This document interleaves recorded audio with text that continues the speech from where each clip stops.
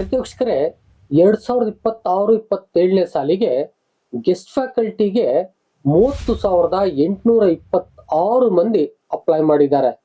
2026-27ನೇ ಸಾಲಿಗೆ ಅಂದಾಜು ಎಷ್ಟು ಮಂದಿ ಗೆಸ್ಟ್ ಫ್ಯಾಕಲ್ಟಿ ಬೇಕು ರಾಜ್ಯದ ಸರ್ಕಾರಿ ಪ್ರಥಮ ದರ್ಜೆ ಕಾಲೇಜುಗಳಿಗೆ ಅಂತಕ್ಕಂಥದ್ದನ್ನ ನೋಡೋದಾದ್ರೆ ಸುಮಾರು 12,000ಕ್ಕೂ ಹೆಚ್ಚು ಗೆಸ್ಟ್ ಫ್ಯಾಕಲ್ಟಿ ಬೇಕು ಅಂತಕ್ಕಂಥ ಮಾಹಿತಿ ಇದೆ. ಗೆಸ್ಟ್ ಫ್ಯಾಕಲ್ಟಿ ಅಪ್ಲಿಕೇಶನ್ಸ್ ನಲ್ಲಿ ಎಡಿಟ್ ಮಾಡಲು 24/7/2026 ಲಾಸ್ಟ್ ಡೇಟ್ ಆಗಿ ನೀಡಿದ್ದಾರೆ. ಆ ನಂತರದಲ್ಲಿ ನೀವೇನಾದ್ರೂ ಎಡಿಟ್ ಮಾಡೋದಕ್ಕೆ ಹೋದ್ರೆ ಎಡಿಟ್ ಆಪ್ಷನ್ ಸಿಗೋದಿಲ್ಲ. ಮತ್ತೆ ಈಗ ಆಲ್ರೆಡಿ ಯಾರೆಲ್ಲ ಅಪ್ಲೈ ಮಾಡಿದಾರೋ ಅವರ ಲಿಸ್ಟ್ ಅನ್ನ ಬಿಡುಗಡೆ ಮಾಡಿದ್ದಾರೆ. ನೀವು ಆ ಲಿಸ್ಟ್ ಅನ್ನು ನೋಡಿ ಏನಾದ್ರೂ ಕರೆಕ್ಷನ್ಸ್ ಇದ್ರೆ ಎಡಿಟ್ ಆಪ್ಷನ್ಸ್ ಮುಂಚಿತವಾಗಿನೇ ಎಡಿಟ್ ಮಾಡ್ಕೋಬೇಕಾಗತ್ತೆ. ಆ ನಂತರದಲ್ಲಿ ಅವಕಾಶ ಇರೋದಿಲ್ಲ. ಆದಿಸೆಂದಾಗಿ ನೀವು ಆದಷ್ಟು ಬೇಗ ಈ ಲಿಸ್ಟ್ ಅನ್ನ ನೋಡಿ ಏನಾದ್ರೂ ಕರೆಕ್ಷನ್ಸ್ ಬೇಕು ಅಂತ ಅನ್ಸಿದ್ರೆ 24ರ ಒಳಗಾಗಿ ಎಡಿಟ್ ಮಾಡ್ಕೊಳ್ಳಿ. ಆ ನಂತರದಲ್ಲಿ ನಿಮ್ಗೆ ಪರ್ಸೆಂಟೇಜ್ ವೇರಿಯೇಷನ್ಸ್ ಆಗೋದು ಅಥವಾ ನಿಮ್ಗೆ ಏನಾದ್ರೂ ಬೇರೆ ಕ್ವಾಲಿಫಿಕೇಶನ್ಸ್ ಆಡ್ ಆಗೋದು ಬಿಡೋದು ಇದಿದ್ರೆ ಮಾಡೋದಕ್ಕೆ ಸಾಧ್ಯವಿಲ್ಲ. ನಿಮ್ಗೆ ಕೌನ್ಸಿಲಿಂಗ್ ನಲ್ಲಿ ಬರುವಂತಹ ಸಂದರ್ಭ ಕಷ್ಟ ಆಗುತ್ತೆ. ಆದಷ್ಟು ಬೇಗ ಈ ಕೆಲಸವನ್ನ ಮಾಡಿ. ಈ ವಿಡಿಯೋದಲ್ಲಿ ಎಡಿಟ್ ಆಪ್ಷನ್ಸ್ಗೆ ಲಿಸ್ಟ್ ಅನ್ನ ಎಲ್ಲಿ ಬಿಟ್ಟಿದ್ದಾರೆ ನೋಡೋದು ಹೇಗೆ, ಏನೇನನ್ನ ನೋಡ್ಕೋಬೇಕಾಗತ್ತೆ, ಜೊತೆಗೆ ಈ ಬಾರಿ ಅಪ್ಲಿಕೇಶನ್ಸ್ ನಲ್ಲಿ ಏನು ಕ್ಯಾಟಗರಿ ವೈಸ್ ಲಿಸ್ಟ್ ಮಾಡಿದಾರೋ ಇದರ ವಿಶೇಷತೆಗಳೇನೋ ಎಲ್ಲ ವಿಚಾರನ ಈ ವಿಡಿಯೋದಲ್ಲಿ ಕಂಪ್ಲೀಟ್ ಹೇಳ್ಕೊಡ್ತೀನಿ. ವಿಡಿಯೋನ ಸ್ಕಿಪ್ ಮಾಡ್ದೇನೆ ಕೊನೆವರೆಗೆ ನೋಡಿ. ಜೊತೆಗೆ ನೀವೇನಾದ್ರು ಫಸ್ಟ್ ಟೈಮ್ ನನ್ನ ಚಾನಲ್ ಬಂದು ಸಬ್ಸ್ಕ್ರೈಬ್ ಆಗದೆ ವಿಡಿಯೋ ನೋಡ್ತಿದ್ರೆ ದಯವಿಟ್ಟು ಸಬ್ಸ್ಕ್ರೈಬ್ ಮಾಡ್ಕೊಳ್ಳಿ. ಆ ಮೂಲಕ ಸಪೋರ್ಟ್ ಮಾಡ್ತೀರಿ. ನಾನ್ ಮಾಡ್ತಕ್ಕಂಥ ಈ ರೀತಿಯ ಇನ್ಫಾರ್ಮೇಟಿವ್ ವಿಡಿಯೋಗಳು ನಿಮಗ್ ಬಂದು ತಕ್ಷಣ ತಲುಪಬೇಕು ಅಂತ ಹೇಳಿದ್ರೆ ಪಕ್ಕದಲ್ಲೇ ಇರೋ ಬೆಲ್ ಬಟನ್ ಕ್ಲಿಕ್ ಮಾಡಿ ಆಲ್ ಅಂತ ಸೆಲೆಕ್ಟ್ ಮಾಡ್ಕೊಳ್ಳಿ. ನೋಟಿಫಿಕೇಶನ್ ಮೂಲಕ ವಿಡಿಯೋ ನಿಮ್ಮನ್ ಬಂದು ತಲುಪ್ತವೆ. ಹಾಗಾದ್ರೆ ವಿಡಿಯೋನ ಆರಂಭ ಮಾಡೋಣ ಬನ್ನಿ. ಎಡಿಟ್ ಆಪ್ಷನ್ಸ್ ಬಗ್ಗೆ ನಾನು ನಂತರದಲ್ಲಿ ಹೇಳ್ತೀನಿ. ಮೊದಲು ಎಷ್ಟು ಮಂದಿ ಕರ್ನಾಟಕದಾದ್ಯಂತ ಗೆಸ್ಟ್ ಫ್ಯಾಕಲ್ಟಿಗೆ ಅಪ್ಲೈ ಮಾಡಿದ್ದಾರೆ ನೋಡೋಣ. ಪ್ರತಿವೀಕ್ಷಕರೇ, ಈಗೇನು ಆಲ್ರೆಡಿ ಲಿಸ್ಟ್ ಅನ್ನ ಬಿಟ್ಟಿದಾರೋ ಅದ್ರ ಪ್ರಕಾರ ನೋಡೋದಾದ್ರೆ 30,826 ಮಂದಿ ಆಲ್ ಸಬ್ಜೆಕ್ಟ್ಸ್ ಗೆಸ್ಟ್ ಫ್ಯಾಕಲ್ಟಿಗೆ ಅಪ್ಲೈ ಮಾಡಿದ್ದಾರೆ. ಇದು ಒಂದು ಲಾರ್ಜ್ ಅಮೌಂಟ್ ಆಫ್ ಅಪ್ಲಿಕೇಶನ್ ಆಗುತ್ತೆ. ಯಾಕಂತ ಹೇಳಿದ್ರೆ ರಾಜ್ಯಾದ್ಯಂತ ಏನು 440 ಕಾಲೇಜುಗಳಿದೆಯೋ ಸರ್ಕಾರಿ ಪ್ರಥಮ ದರ್ಜೆ ಕಾಲೇಜುಗಳು, ಆ ಎಲ್ಲಾ ಕಾಲೇಜುಗಳಿಗೆ ಏನು ಈ ಪರ್ಮನೆಂಟ್ ಫ್ಯಾಕಲ್ಟಿ ಇದಾರೋ ಅವರಿಗೆ ವರ್ಕ್ ಲೋಡ್ ಮುಗಿದ ನಂತರದಲ್ಲಿ ಉಳಿದ ಕಾರ್ಯಭಾರಕ್ಕೆ ಅಂತೇಳಿ ಈ ಗೆಸ್ಟ್ ಫ್ಯಾಕಲ್ಟಿಯನ್ನ ತಗೊಳ್ಳಾಗುತ್ತೆ. ಅವರನ್ನು ತಗೊಳ್ತಕ್ಕಂತ ಸಂದರ್ಭದಲ್ಲಿ ಕೌನ್ಸಿಲಿಂಗ್ ಮೂಲಕ ಪ್ರತಿ ವರ್ಷ ಆಯ್ಕೆ ಮಾಡಲಾಗುತ್ತೆ. ಈ ಬಾರಿಯೂ ಕೂಡ ಅಪ್ಲಿಕೇಶನ್ ಕಾಲ್ ಮಾಡಿದ್ದಾರೆ. ವಿಶೇಷಗಳನ್ನ ಇಟ್ಕೊಂಡು ಕಾಲ್ ಮಾಡಿದ್ದಾರೆ. ಅದರಲ್ಲಿ ನಾನು ಲಾಸ್ಟ್ ವಿಡಿಯೋದಲ್ಲಿ ಹೇಳಿದ್ದೀನಿ ಏನೇನೆಲ್ಲ ವಿಶೇಷತೆಗಳಿದೆ ಅಂತಕ್ಕಂಥದ್ದನ್ನ. ಅದು ಎಜುಕೇಶನ್ ಕ್ವಾಲಿಫಿಕೇಶನ್ಸ್ ನಲ್ಲಿ ಡೀಟೇಲ್ಸ್ ಕೇಳಿರೋದಿರ್ಬೋದು, ಕೆಸೆಟ್ NET ಡೀಟೇಲ್ಸ್ ಕೇಳಿರೋದಾಗಿರ್ಬೋದು, PhD ನಲ್ಲಿ ಡೀಟೇಲ್ಸ್ ಕೇಳಿರೋದಾಗಿರ್ಬೋದು, MPhil ಅಲ್ಲಿ ಡೀಟೇಲ್ಸ್ ಕೇಳಿರೋದಾಗಿರ್ಬೋದು. ಹೀಗೆ ಹಲವಾರು ವಿಶೇಷಗಳನ್ನ ಹೊಂದಿದೆ. ಅದರ ಜೊತೆಗೆ ನಂತರದಲ್ಲಿ ಒಂದು ಪ್ರಕಟಣೆಯನ್ನ ಹೊರಡಿಸಿ ಏನು ಒಳ ಮೀಸಲಾತಿ ಇದೆಯೋ SCಗೆ ಅದರ ರಿಸರ್ವೇಶನ್ ಕೂಡ ಕೇಳಲಾಗಿದೆ.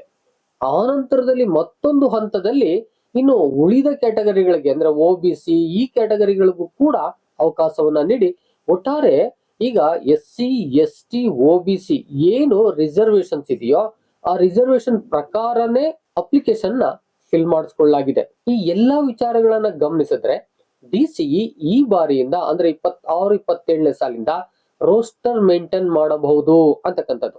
ಅಂದ್ರೆ ಏನು ಪರ್ಮನೆಂಟ್ ಫ್ಯಾಕಲ್ಟಿ ಇದ್ದಂತ ಸಂದರ್ಭದಲ್ಲಿ ರೋಸ್ಟರ್ ಮೇಂಟೈನ್ ಆಗುತ್ತೋ ಅದೇ ರೀತಿಯಾಗಿ ಸಾಮಾಜಿಕ ನ್ಯಾಯವನ್ನ ಕಲ್ಪಿಸೋದಕ್ಕೆ ಕಾನ್ಸ್ಟಿಟ್ಯೂಷನ್ ಅಂಡರ್ ಅಲ್ಲಿ ಈ ಗೆಸ್ಟ್ ಫ್ಯಾಕಲ್ಟಿಗೂ ಕೂಡ ರೋಸ್ಟರ್ ನ ಮೇಂಟೈನ್ ಮಾಡಬಹುದು.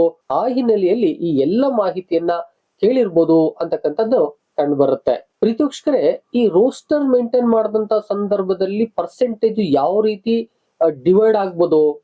ಹಿಂದೆ ಒಂದು ಮೆರಿಟ್ ಲಿಸ್ಟ್ ಬಿಟ್ರೆ ಒಂದು ಸಬ್ಜೆಕ್ಟ್ ಅಲ್ಲಿ ಯಾರು ಸರ್ವಿಸು, ಅವರ PG ಪರ್ಸೆಂಟೇಜು, ಅವರ ಕ್ವಾಲಿಫಿಕೇಶನ್ಸ್ಗಳು, ಅಡಿಷನಲ್ ಕ್ವಾಲಿಫಿಕೇಶನ್ಸ್ಗಳು ಇವೆಲ್ಲ ಸೇರಿ ಮೆರಿಟ್ ಡಿಕ್ಲೇರ್ ಆಗ್ತಾ ಇತ್ತು.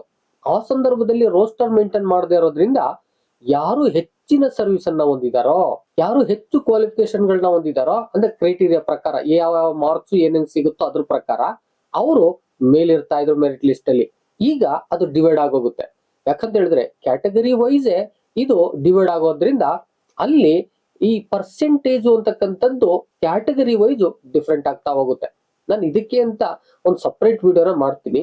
ಈಗ ಎಡಿಟ್ ಆಪ್ಷನ್ಸ್ ಬಂದಿದೆ, ಮತ್ತೆ ಎಡಿಟ್ ಅನ್ನ ಯಾಕೆ ಮಾಡಬೇಕು, ಮತ್ತೆ ಲಿಸ್ಟ್ ಅನ್ನ ಯಾಕೆ ನೋಡ್ಬೇಕು, ಅಂದ್ರೆ ಏನು ಕ್ಯಾಂಡಿಡೇಟ್ ಲಿಸ್ಟ್ ಬಿಟ್ಟಿದ್ದಾರೆ ಅದನ್ನ ನೋಡ್ಬೇಕು, ಈ ವಿಚಾರನ ಇದರಲ್ಲಿ ಮಾತನಾಡ್ತಾ ಹೋಗ್ತೀನಿ ನಾನು. ನಿಮ್ಗೆ ಏನಾದ್ರೂ ಈ ಕ್ಯಾಟಗರಿ ವೈಸ್ ಲಿಸ್ಟ್ ಯಾವ ರೀತಿ ಆಗ್ಬೋದು ಅಂತಕ್ಕಂತ ಮಾಹಿತಿ ಬೇಕು ಅಂತ ಹೇಳಿದ್ರೆ ಕಾಮೆಂಟ್ ಬಾಕ್ಸ್ ಅಲ್ಲಿ ಬಂದು ಒಂದು ಕಾಮೆಂಟ್ ಮಾಡಿ, ನಾನು ಅದಕ್ಕೆ ಸಂಬಂಧಪಟ್ಟಂತ ಒಂದು ವಿಡಿಯೋನ ಮಾಡ್ಕೊಡ್ತೇನೆ. ಹೀಗೆ ರೋಸ್ಟರ್ ಮೇಂಟೈನ್ ಮಾಡ್ತಕ್ಕಂತ ಒಂದು ಎಲ್ಲ ಸೂಚನೆಗಳು ಈಗ ಕಾಣಿಸ್ತಾ ಇದಾವೆ. ಹಾಗಾದ್ರೆ ಈ ಒಂದು ಕ್ಯಾಂಡಿಡೇಟ್ ಲಿಸ್ಟ್ ಅನ್ನ ನೀವು ಯಾಕೆ ನೋಡ್ಬೇಕು, ಇದರಿಂದ ಆಗ್ತಕ್ಕಂತ ಉಪಯೋಗಗಳೇನು, ಸ್ವಲ್ಪ ಚರ್ಚೆ ಮಾಡೋಣ. ವೆರಿ ಇಂಪಾರ್ಟೆಂಟ್ ಇದು. ಯಾಕಂತ ಹೇಳಿದ್ರೆ ನೀವು ನೋಡದೆ ಇದ್ರೆ ಮುಂದೆ ಆಗ್ತಕ್ಕಂತ ತಪ್ಪುಗಳನ್ನ ಈಗ ಸರಿ ಮಾಡೋಕೆ ಸಾಧ್ಯ ಇಲ್ಲ. ಅವ್ರು ಹೇಳ್ಬಿಟ್ಟಿದ್ದಾರೆ ನೋಟಿಫಿಕೇಶನ್ ಅಲ್ಲಿ, ನೀವು ಈಗ ಎಡಿಟ್ ಆಪ್ಷನ್ಸ್ ನಲ್ಲಿ ತಿದ್ದುಪಡಿ ಮಾಡ್ಕೊಳ್ದೆ ಹೋದ್ರೆ ಮುಂದೆ ಯಾವುದೇ ಕಾರಣಕ್ಕೂ ಅವಕಾಶಗಳನ್ನ ನಾವು ನೀಡೋದಿಲ್ಲ ಅಂತಕ್ಕಂಥದ್ದನ್ನ ಹೇಳಲಾಗಿದೆ. ಆ ದಿಸೆಯಿಂದಾಗಿ ನೀವು ಮೊದಲು DC ವೆಬ್ಸೈಟ್ಗೆ ಹೋಗಿ. ವೆಬ್ಸೈಟ್ಗೆ ಹೋದಂತ ಸಂದರ್ಭದಲ್ಲಿ ಅಲ್ಲಿ ಹೇಳಿದೆ ಕ್ಯಾಂಡಿಡೇಟ್ ಲಿಸ್ಟ್ ಯಾರೆಲ್ಲ ಅಪ್ಲೈ ಮಾಡಿದ್ದಾರೆ ಸಬ್ಜೆಕ್ಟ್ ವೈಸ್ ಅದನ್ನ ನೀವು ನೋಡ್ಬೋದು ಅಂತ ಒಂದು ಲಿಂಕ್ ಬರ್ತಾ ಇದೆ. ಅದ್ರ ಮೇಲೆ ಕ್ಲಿಕ್ ಮಾಡಿದ್ರೆ ಒಂದು ಲಿಸ್ಟ್ ಓಪನ್ ಆಗುತ್ತೆ, ಡೌನ್ಲೋಡ್ ಆಗುತ್ತೆ, ಓಪನ್ ಆಗುತ್ತೆ. ಆ ಲಿಸ್ಟ್ ಅಲ್ಲಿ ಹೀಗೆ ಹೇಳ್ತಾರೆ ಅವರು, list of candidate submitted online application for selection of guest faculty for 2026-27 ಅಂತ ಹೇಳ್ತಾರೆ. ಕೆಲವು ಇನ್ಸ್ಟ್ರಕ್ಷನ್ಸ್ ಕೂಡ ಕೊಟ್ಬಿಟ್ಟಿದ್ದಾರೆ ಅಲ್ಲಿ. ಅಂದ್ರೆ ಅಭ್ಯರ್ಥಿಗಳು ಈಗ ಯಾವ ಮಾಹಿತಿಯನ್ನ ಫಿಲ್ ಮಾಡಿದಾರೋ ಅದರ ಮೇಲೆ ನಾವು ಈ ಲಿಸ್ಟ್ ಅನ್ನ ಮಾಡಿದೀವಿ, ಡೌನ್ಲೋಡ್ ಮಾಡೋದಕ್ಕೆ ಅವಕಾಶ ಕೊಟ್ಟಿದ್ದೀವಿ. ಅಭ್ಯರ್ಥಿಗಳು ಈಗಾಗಲೇ ಏನು ಪ್ರದರ್ಶನ ಮಾಡಿದೀವೋ ಆ ಲಿಸ್ಟ್ ಅನ್ನ ಒಮ್ಮೆ ನೋಡುವುದು, ಅದ್ರಲ್ಲಿ ಏನಾದ್ರೂ ನೀವು ಕರೆಕ್ಷನ್ ಮಾಡೋದಿದ್ರೆ ಈಗಲೇ ಮಾಡಿಕೊಳ್ಳುವುದು ಅಂತಕ್ಕಂಥದ್ದನ್ನು ಹೇಳಿದ್ದಾರೆ. ಜೊತೆಗೆ ನೀವು ಆಲ್ರೆಡಿ ಏನು ಡೀಟೇಲ್ಸ್ ಅನ್ನ ಫಿಲ್ ಮಾಡಿದಾರೋ ಅದ್ರಲ್ಲಿ ಏನಾದ್ರೂ ವ್ಯತ್ಯಾಸ ಕಂಡು ಬಂದ್ರೆ, ಕೆಲವು ಜನ ಈ ಸರ್ವಿಸ್ ಬಗ್ಗೆ ವ್ಯತ್ಯಾಸ ಮಾಡ್ಬಿಡ್ತಾರೆ ವಿಶೇಷವಾಗಿ. ಇನ್ ಕೆಲವು ಜನ ಈ ಒಂದು ಏನು CGPA ಮಾರ್ಕ್ಸ್ ಹಾಕೋದ್ರಲ್ಲಾಗ್ಬೋದು ಅಥವಾ ಮಾರ್ಕ್ಸ್ ಕೌಂಟ್ ಮಾಡಿ ಪರ್ಸೆಂಟೇಜ್ ಹಾಕೋದ್ರಲ್ಲಾಗ್ಬೋದು ತಪ್ಪು ಕೆಲವು ಸಾರಿ ಹಾಕ್ಬಿಟ್ಟಿರ್ತವೆ. ಏನಪ್ಪಾ ಮಾಡೋದು ಅಂತ ವ್ಯಥೆಯನ್ನ ಪಡ್ತಿರ್ತಾರೆ. ಅವ್ರಿಗಾಗಿ ಎಡಿಟ್ ಆಪ್ಷನ್ಸ್ ಬಿಡ್ತಾರೆ. ಜೊತೆಗೆ ಅವರೇ ಒಂದು ಲಿಸ್ಟ್ ಅನ್ನ ಬಿಡುಗಡೆ ಮಾಡಿರೋದ್ರಿಂದ ನಿಮ್ಗೆ ಒಂದು ಚಾರ್ಟ್ ಗೊತ್ತಾಗ್ಬಿಡುತ್ತೆ, ಏನೇನು ಹಾಕಿದೀವಿ ತಪ್ಪಾಗಿದೆಯಾ ಅಲ್ಲಿ ಅಂತ ನೋಡ್ಬಿಡ್ಬೋದು. ಆ ಸಂದರ್ಭದಲ್ಲಿ ನೀವು ಆ ತಪ್ಪನ್ನ ತಿದ್ದುಪಡಿ ಮಾಡ್ಕೊಳ್ಳಿಕ್ಕೆ ಅವಕಾಶವನ್ನು ನೀಡಿದೀವಿ ಎಂಬುದಾಗಿ ಹೇಳ್ತಾ ಇದೆ. ಆದಷ್ಟು ಬೇಗ ಈ ಕೆಲಸವನ್ನ ಮಾಡಿ. ಇನ್ನು ಇದಕ್ಕಾಗಿ 24/7/2026 ಸಂಜೆ 5:30 ಕೊನೆಯ ಸಮಯವಾಗಿ ಕೊಟ್ಟಿದೀವಿ, ಅದ್ರ ಒಳಗಡೆ ನೀವು ಮಾಡ್ಬೇಕು ಅಂತಕ್ಕಂಥದ್ದು ಕೂಡ ಹೇಳಿದ್ದಾರೆ. ಜೊತೆಗೆ ನಂತರದಲ್ಲಿ ತಿದ್ದುಪಡಿ ಇಲ್ಲ ಅಂತಕ್ಕಂಥ ಮಾಹಿತಿಯನ್ನು ಕೂಡ ಕಲ್ಪಿಸಿದ್ದಾರೆ. ಹಾಗಾದ್ರೆ ಯಾವ ಯಾವ ಮಾಹಿತಿಯನ್ನ ನೀವು ಚೆಕ್ ಮಾಡ್ಕೋಬಹುದು ಅಂತಕ್ಕಂಥದ್ದನ್ನ ನಾನು ಸುಮ್ನೆ ಹೈಲೈಟ್ ಮಾಡಿ ಹೇಳ್ತೀನಿ. ಲಿಸ್ಟ್ ಅನ್ನ ಡೌನ್ಲೋಡ್ ಮಾಡಿದ್ರೆ ನೀವೇ ನೋಡ್ಕೋಬಹುದು. ನಾನು ಸುಮ್ನೆ ಮೆನ್ಷನ್ ಮಾಡ್ತೀನಿ, ಸೀರಿಯಲ್ ನಂಬರ್ ಕೊಟ್ಟಿದ್ದಾರೆ, ಅದ್ರ ಪ್ರಕಾರನೇ ನಾನು ನೋಡಿ ನಿಮ್ಗೆ ಹೇಳಿರೋದು. ರಾಜ್ಯಾದ್ಯಂತ 30,826 ಜನ ಅಪ್ಲೈ ಮಾಡಿದ್ದಾರೆ ಅಂತಕ್ಕಂಥದ್ದು. ಇನ್ನು ಅಪ್ಲಿಕೇಶನ್ ID ಇದೆ, SLC ನಂಬರ್ ಇದೆ, ನೇಮ್ ಇದೆ, ಕ್ಯಾಟಗರಿ ಇದೆ.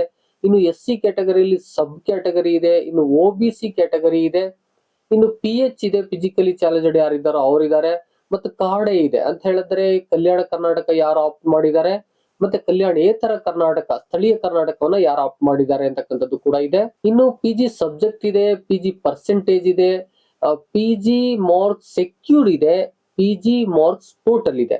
ಇನ್ನು PhD ಇದೆ, MPhil ಇದೆ, NET ಆರ್ ಸ್ಲೆಟ್ ಇದೆ, ಟೋಟಲ್ ಎಕ್ಸ್ಪೀರಿಯನ್ಸ್ ಇದೆ.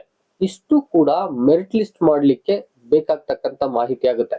ಆದಿಸಿಂದಾಗಿ ನೀವು ಇಷ್ಟನ್ನು ನೀಟಾಗಿ ಚೆಕ್ ಮಾಡ್ಕೊಳ್ಳಿ. ನಿಮ್ಮ ಅಪ್ಲಿಕೇಶನ್ ID ಹಾಕಾದ್ರೂ ಸರ್ಚ್ ಮಾಡ್ಬೋದು. ತುಂಬಾ ಲಿಸ್ಟ್ 30,000 ಇದೆ, ನೀವು ಸರ್ಚ್ ಮಾಡಿ ಆದಷ್ಟು ಬೇಗ ಸಿಗುತ್ತೆ. ಸರ್ಚ್ ಆಪ್ಷನ್ಸ್ ಅಲ್ಲಿ ಅದು ತೋರಿಸುತ್ತೆ ನಿಮ್ಮ ಹೆಸರು ಅಥವಾ ನಿಮ್ಮ ಅಪ್ಲಿಕೇಶನ್ ID ಮೂಲಕ ನೀವು ಚೆಕ್ ಮಾಡ್ಬೋದು. ಆದಷ್ಟು ಬೇಗ ಇದನ್ನು ಮಾಡ್ಕೊಂಡು ತಪ್ಪಿದ್ದರೆ ನಾಳೆನೆ ಲಾಸ್ಟ್, ಬೇಗ ಕರೆಕ್ಟ್ ಮಾಡ್ಕೊಳ್ಳಿ. ಪ್ರತಿಕ್ಷಕರೇ, ಉಳಿದಂತೆ ನೀವೇನಾದ್ರೂ ಕೇಳಬೇಕು ಅನ್ಕೊಂಡಿದ್ರೆ ಕಮೆಂಟ್ ಬಾಕ್ಸ್ ಅಲ್ಲಿ ಕಮೆಂಟ್ ಮಾಡಿ, ನಾನು ಅದಕ್ಕೆ ಸಂಬಂಧಪಟ್ಟಂತ ಮತ್ತೊಂದು ವಿಡಿಯೋನ ಮಾಡ್ಕೊಡ್ತೇನೆ. ಜೊತೆಗೆ ಇನ್ನೂ ಸಬ್ಸ್ಕ್ರೈಬ್ ಆಗದೆ ವಿಡಿಯೋ ನೋಡ್ತಿದ್ರೆ ದಯವಿಟ್ಟು ಸಬ್ಸ್ಕ್ರೈಬ್ ಮಾಡ್ಕೊಳ್ಳಿ, ಆ ಮೂಲಕ ಸಪೋರ್ಟ್ ಮಾಡ್ತೀರಿ. ವಿಡಿಯೋ ಇಷ್ಟ ಆಗಿದ್ರೆ ಒಂದು ಲೈಕ್ ಮಾಡಿ, ಎಷ್ಟೋ ಮಂದಿಗೆ ಬೇಕಾಗುತ್ತೆ ಮಾಹಿತಿಗಾಗಿ ದಯಮಾಡಿ ಶೇರ್ ಮಾಡಿ. ಇನ್ನು ಉಳಿದಂತೆ ಮೆರಿಟ್ ಲಿಸ್ಟ್ ನೋಡೋದು ಹೇಗೆ, ಕೌನ್ಸಿಲಿಂಗ್ ಪ್ರಿಪರೇಷನ್ಸ್ ಹೇಗೆ, ಯಾವ ತರ ನಡೆಯುತ್ತೆ, ಇದಕ್ಕೆ ಸಂಬಂಧಪಟ್ಟಂತ ವಿಡಿಯೋಗಳನ್ನ ನಾನು ಮಾಡ್ತಾ ಇರ್ತೀನಿ. ನೀವೇನಾದ್ರೂ ಬೆಲ್ ಬಟನ್ ಕ್ಲಿಕ್ ಮಾಡಿ ಆಲ್ ಅಂತ ಸೆಲೆಕ್ಟ್ ಮಾಡಿ ನೋಟಿಫಿಕೇಶನ್ ಬರುವಾಗ ಮಾಡ್ಕೊಂಡಿಲ್ಲ ಅಂತ ಹೇಳಿದ್ರೆ ಈಗಲೇ ನೋಟಿಫಿಕೇಶನ್ ಬರುವಾಗೆ ಮಾಡ್ಕೊಳ್ಳಿ. ಆ ಬೆಲ್ ಬಟನ್ ಕ್ಲಿಕ್ ಮಾಡಿ ಆಲ್ ಅಂತ ಸೆಲೆಕ್ಟ್ ಮಾಡ್ಕೊಳ್ಳಿ. ನಾನು ಅಪ್ಲೋಡ್ ಮಾಡಿದ ವಿಡಿಯೋಗಳೆಲ್ಲವೂ ಕೂಡ ನಿಮ್ಗೆ ನೋಟಿಫಿಕೇಶನ್ ಮೂಲಕ ಬಂದು ತಲುಪ್ತವೆ. ನೀವು ಕೂಡ ಅಪ್ಡೇಟ್ ಆಗ್ಬೋದು. ಇದಿಷ್ಟು ಮಾಹಿತಿಯಾಗಿತ್ತು. ವಿಡಿಯೋ ನೋಡಿದ ಪ್ರತಿಯೊಬ್ಬರಿಗೂ ಕೂಡ ಅನಂತ ಧನ್ಯವಾದಗಳು. ಮತ್ತೆ ಭೇಟಿ ಆಗ್ತಿರೋಣ.